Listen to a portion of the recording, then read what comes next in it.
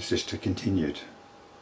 Thus awakened spiritually, Sikhidhvaja entered into deep meditation, from which he was playfully awakened by Kumbha, who said, "O king, you have been duly awakened and enlightened. What has to be done now has to be done, regardless of whether this world vision ceases or does not cease. Once the light of the self has been seen, you're instantly freed from the undesirable and from mental modifications, and you remain as one liberated while still living." And this is a pattern. There's seeking, spiritual seeking, then there's the stumbling upon the truth, the realization, and then you get on with your ordinary business. And this is summed up in this Zen passage. I've been reading this book, Essays on Zen Buddhism by D.T. Suzuki. Here's a quote from the master Seigen Ishin. "Before a man studies Zen, to him mountains are mountains and waters are waters. After he gets an insight into the truth of Zen through the instruction of a good master, mountains to him are not mountains and waters are not waters.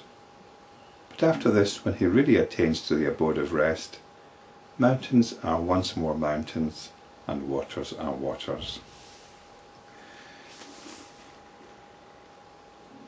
So there's the initial insight, and then there's the establishment in that insight. And Sikhidhvaja is not yet established because he's still got a lot of questions. He's been awakened spiritually, but he's not established in that awakening. Sikhidhvaja, who was now radiant with self-knowledge, asked the Brahmin Kumbha for further understanding.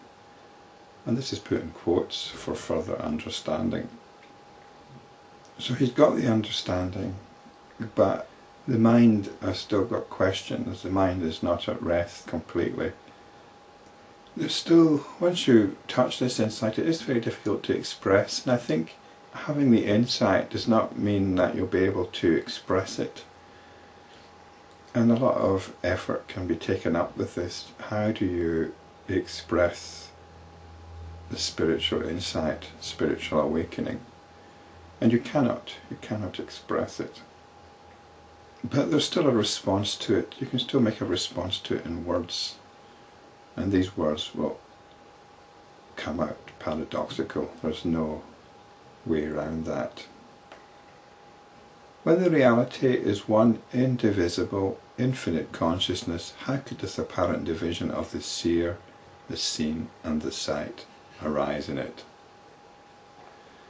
And I think sight here is the seeing. The distinction between seen and sight isn't clear, but I think sight must refer to the process of seeing. Kumbha replied, "Well asked, O king. This is all that remains for you to know. Whatever there is in this universe will cease to be at the end of this world cycle, leaving only the essence, which is neither light nor darkness. That is pure consciousness." So Kumbha's given a cosmological answer. After having made it quite clear that there's no creation, she's now talking about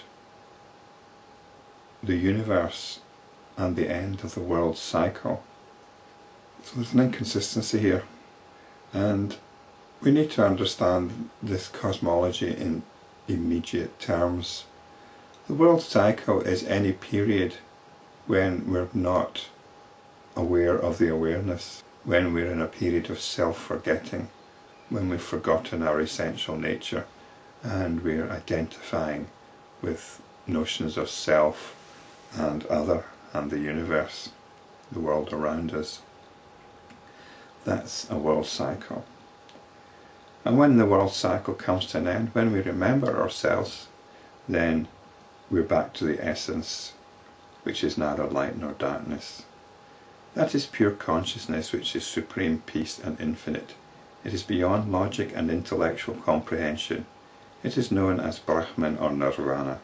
It is smaller than the smallest, larger than the biggest, and the best among the excellent. In relation to it, what now appears to be is but an atomic particle. In other words, it's inconsequential. So Kumbha has not actually answered Sikhidhvaja's question yet, but I think she's getting to it.